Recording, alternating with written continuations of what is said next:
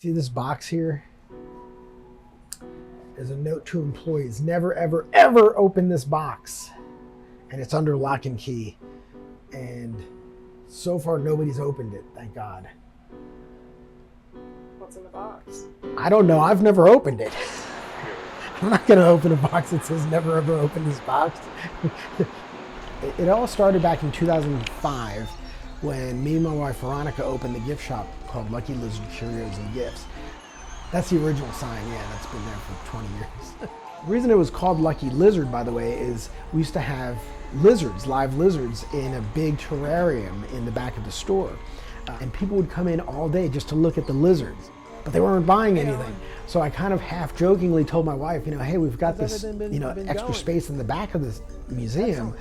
Why don't we open a little, like a roadside attraction there? And so we decided, let's call it Museum of the Weird, since the slogan for Austin was Keep Austin Weird. And in the beginning, we just had like 3 or 4 different exhibits. This way. Shrunken Heads, Freaks of Nature, and the Fiji Mermaid. But people wanted more. So we slowly started looking for more exhibits.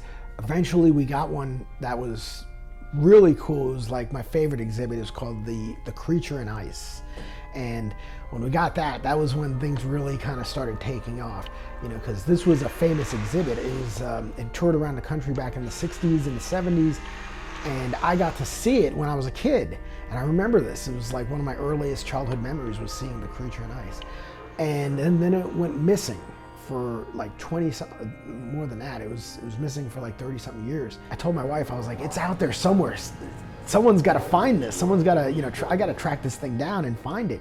And finally in 2013, we located it. Probably one of the greatest experiences of my life was getting the Iceman. It was incredible. Upstairs in the museum, we have a wax museum called Svanthor's Chamber of Horrors, a whole wax museum of classic movie monsters.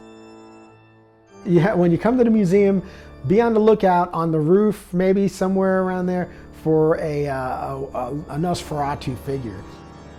So the last part of the museum is also kind of a tribute to the sideshow performers.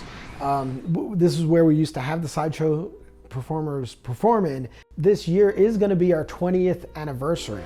20 years, wow, can't believe it.